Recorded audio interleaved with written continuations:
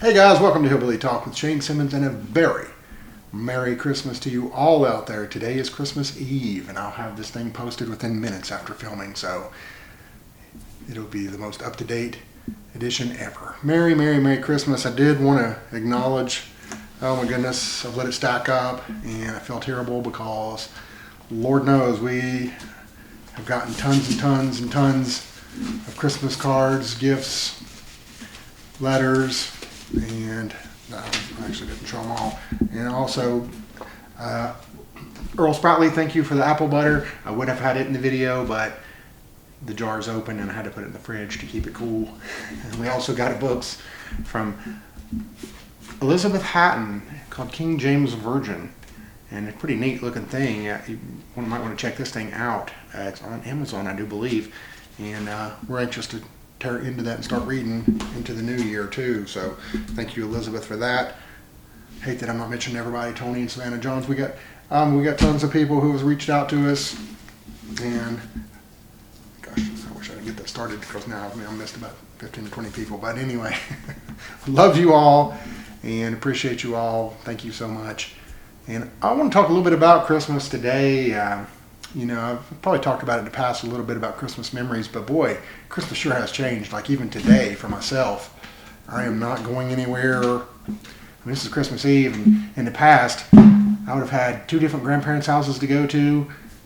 The whole day would be jacked up. It would be early in the morning, we'd go up to my grandmother and grandfather Smith's house, and it was up in a place called Middle Creek in Cedar Bluff, Virginia. And I was looking today, I was like, how big could that house possibly have been? And I was like, what in the world?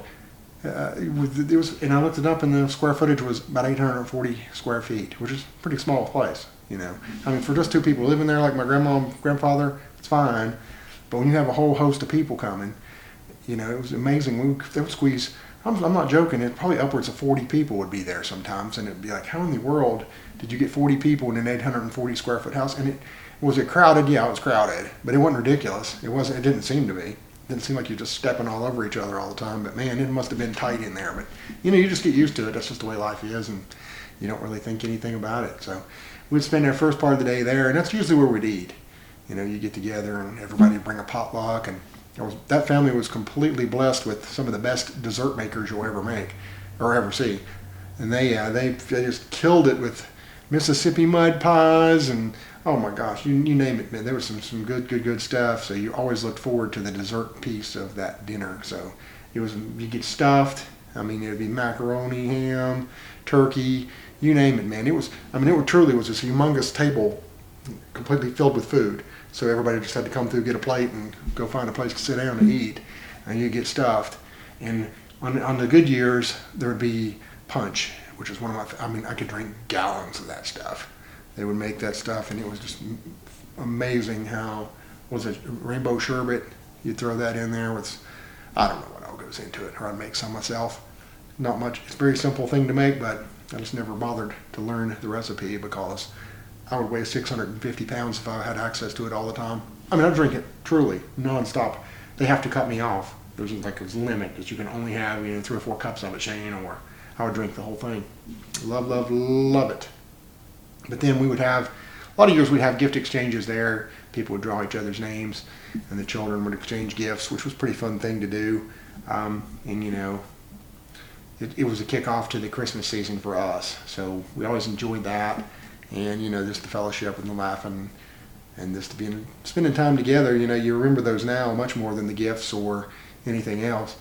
And I remember those days. I mean, as you get older, you're kind of like, oh man, I can't believe I was this way. But you kind of sort of dread that day. It'd be like, oh, that's a long time here and a long time at my other grandparents' house. Because frankly, you're wanting to get home to open your presents because Mom and Dad let us open ours Christmas Eve. And so, we were just wanting to get home to get to their stuff that we really wished for. So, anyway, you put it in there. You had the great food. You had the gift exchange. You had the fellowship. And then we would go directly from my Mama and Papa Smith's house to my Mama and Papa Simmons' house. And they lived in the same town, fortunately, so it's just a very short drive. But you'd get there, and it was a little bit more piecemeal. It was less formal. It was kind of strange how it would happen. I don't recall there might be little snacks here or maybe some candy or whatever, but it wasn't really a formal dinner type of thing. And people just kind of came earlier and left earlier and came later, and just kind of all over the place. Really didn't have any kind of gift exchange or anything either, just more an informal thing. Kind of looking back on it, it was very, very, very different existence than going to my Mama and Papa Smith's. They're both great in their own way. They're just very different. They depended more upon the talking and just the fellowship and that kind of thing, and wasn't really about the eating and the gifts and that kind of stuff. So all worked out good, wonderful memories. And I don't know. I mean, obviously, a lot of this stuff stops when your grandparents pass away, so it's no exception in my case. But it's kind of strange how nobody really picks up on it after that. And maybe part of it is because both sides, my Smith and Simmons side, had very large families. 7, 8, 9 kids. So between that with the grandchildren, you're talking about a ton of people getting together. And whereas my parents only had 3 kids. And then we were pretty slow on getting grandchildren, so kind of just trickled down to being much more of just a little event where we'd get to our direct family would get together. Keeping an eye on my cat, by the way. I don't trust him. He loves to get into my Christmas stuff. That's why I'm a little distracted. And I got the world's tiniest Christmas tree. You can see that thing right there. I'm trying to celebrate, getting in the festive mood here. But so that anyway, talking about that, I remember as a kid getting just tons of gifts. Sometimes it would just be loaded down much more than we deserved, and you just ripping those paper off, and it's just so much excitement. And you get those little catalogs before Christmas. Sears and Montgomery Ward, they would send out the Christmas catalogs, and I remember spending days and days and days going back and changing your mind and thinking about it and wishing for it. And even back then they had great marketing where they'd have like a doll or something staged, not like a doll, but I'm talking about like a football player or whatever, staged in or an army guy, staged in a cool way to where it's like, I could just envision myself being there playing. And then when you got it it never did quite live up to the coolness of the pictures, but still pretty darn cool just to have it. I remember getting some weird stuff, some of the presents that just jump out in history. I got to know, of all people, there was a race car driver named A.J. Foyt, and I got his little car, and I guess his mechanic came with it too. So, and I was in hog heaven when I got that. And then Star Wars toys came out. They were always a humongous hit. And then even for I guess it was just a 1 year period, Battlestar Galactica was a big thing. And I got some toys from that and loved it. So, just funny what kind of memories come back to you as you get a little bit older. And I miss those days tremendously. Like I said, today, it's so piecemeal and usually we get up together, my parents, but my father's not been feeling very well, so even that's going up in smoke this year. So basically just me and my kids will get together hopefully, and then and of course Melody with the baby, and we'll be able to open some presents, and just a much smaller affair and without as much fanfare as it was in the past. It's just funny how those generations and the next generations will have no idea what we had. It was a wonderful time to be alive, and I miss it, and I wish my kids could experience that at least once or twice, just to know, man, you got this big family, and there's so many stories that come out of it, and so many memories that are made that are lost on this generation, and all of them going forward more than likely. So it's just a sad situation. But yeah, it's just so much more different these days, and then it's more chasing gifts and stuff. I remember I was one of the first people in the history of the world to actually buy something online and have it shipped. I mean, the internet was just a brand new thing, and my little son wanted one of those plastic houses, pretty big, good size that goes out in your yard, and we couldn't find them anywhere around here because it was out of season. Things were a big deal in spring and summer, but you come Christmas time, it's hard to find the little Tykes Playhouse or whatever they're called. And he wanted a little brown wood cabin, and I got that thing, and I swear the shipping was probably twice what the actual thing was. I mean, but it took forever to get there. But when he came, I spent all night that night putting that sucker together, and I'm telling you, it was worth every second of it. When I saw the look on his face, he walked down the steps, and I mean the wonder and happiness and joy in his eyes. Oh my God, I could cry about it now just thinking about it, because it was like all the blood, sweat, and tears I put into it, it paid off, because it was everything he dreamed it would be. And it was just an amazing, amazing, one of the times I came through in life, and it's like, oh my God, thank God I put in so much effort. So it was just, the payoff was there, thankfully. Another son, he's a little bit more mean, so we had to keep him away from stuff. Not a good kid, but he's just a little more rowdy. And nowadays, with the little one, this is her second Christmas, but first, real present opening, seeing lights.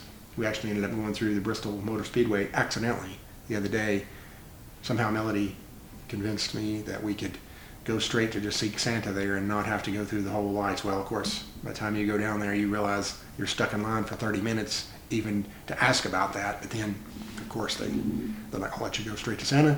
We went all the way through the lights, and thankfully, we were scared to death that our baby was going to sleep all the way through it, but she woke up and was able to look around and enjoy it. So that made our night. And 3 hours later, we got out of there. It was a tough time. I hadn't ate, needed to pee, had all kinds of problems going on, but it was like, we got out of there, and it was like, okay, it was worth it. We had a lot of fun with it. And of course, my oldest daughter, so she was just a joy anyway. So we went last night and played at an arcade and had all kinds of fun. And she's not shy. She loves she's the reason marketing was made, why you see commercials on television and shows, because she's never seen anything that they advertised that she didn't want. It's like, oh, Daddy, get me that, get me this. I mean, it could be the most ridiculous thing ever. And it's, oh, I want that, Daddy. Can you give me that? Please give me that. So she's just sold on everything. So most of the stuff that I ended up getting her was like, okay, that seems like something she might really like. So we went ahead and bought it. So I kind of bought it over the course of a couple of months and have her taken care of. But anyway, just funny to think of those memories and, what will happen in the future. And I hope you guys, I'd love to hear some of y'all stories of what your life was like and what it is now. How do you handle it? Because I miss the getting together, like just sitting here talking into a camera and does not replicate having family and friends around. But thank God, do have a little bit of an audience and you guys watching and commenting, and it makes my day. So I feel like a little bit of a connection out there. And also, you may have noticed when I flashed earlier, I've got two. It is not a house arrest band or anything else. I've got a Fitbit, and I've also got the Nielsen ratings. I don't know why I got conned into this, but as growing up, they always loved the Nielsen ratings about, how they rate television shows, how popular they are, and that kind of thing. And somehow I got conned into doing this, and now I'm walking around with 2 wristbands on like a garden variety fool. But anyway, in case you were wondering what that was, I thought I might better clear that up. Again, Merry Christmas to everybody. I hope all your dreams come true and that Santa Claus is good to you. I will talk to you next time.